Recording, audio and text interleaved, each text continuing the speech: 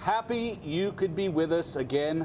I am with Greg Engert, beer director for the Neighborhood Restaurant Group, a James Beard Award nominee. The group includes where we are, back at Church Key, where it all started. Downstairs is Birch and Barley. Also in Old Town, you have Vermilion and Columbia Firehouse. Yes, sir. Greg, it is great to see you. You too, brother. Now, 3 weeks ago when Greg and I taped, we were up at Owen's Ordinary in North Bethesda, and it was 75 degrees out.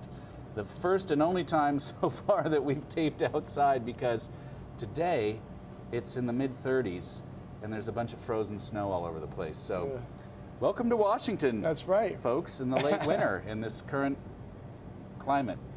And you know what time of year it is based on the color of the beer we're about to imbibe. Yes, what is on tap this week? So I'm just excited about this because, you know, we were talking prior to taping today that, you know, one of the hard things about being, you know, operating craft beer programs like we do is that we miss out on some of the more mainstream beer holidays. You know, it's tough for us to get something going for Cinco de Mayo. It's an everyday a beer holiday. Right, exactly. Sorry, we don't have much for Cinco de Mayo. We don't have like a craft. We don't have craft Mexican lager, although some are being produced now.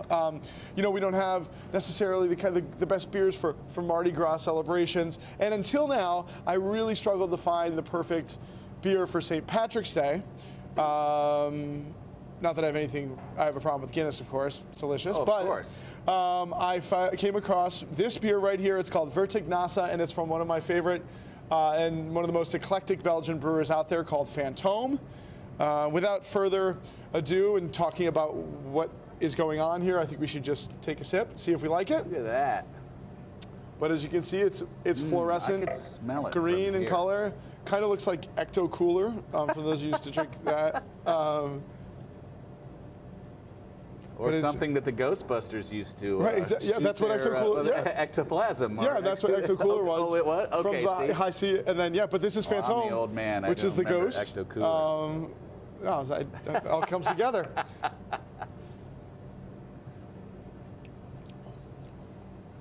So, that's tasty. It's delicious. As somebody who drinks a lot of Fantôme beers and serves quite a few of them at Church Key and of course at the Sovereign, and more on that in a minute, the point of this beer is it is classic Fantôme.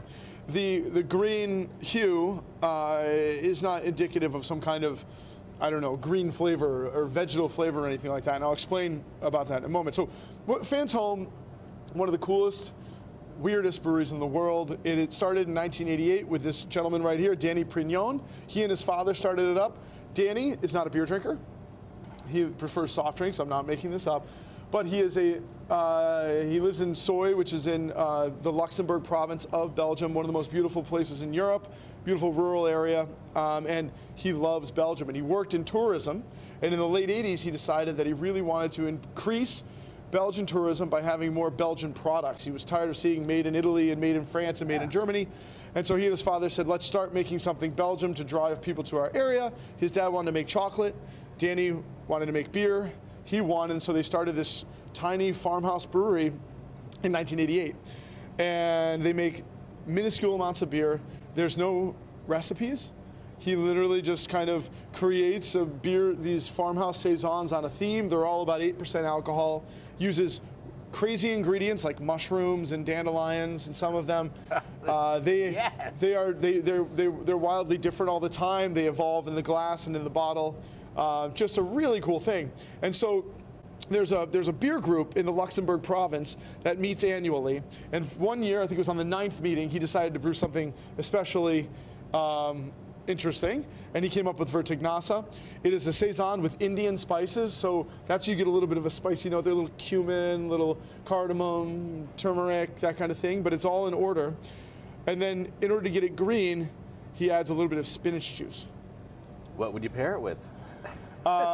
Once you get over the, I mean, I had corned beef and cabbage. Does it work with that though? It actually does. Okay. So yeah, I really would if you think about it, right? So like, this has the earthy spice quality here.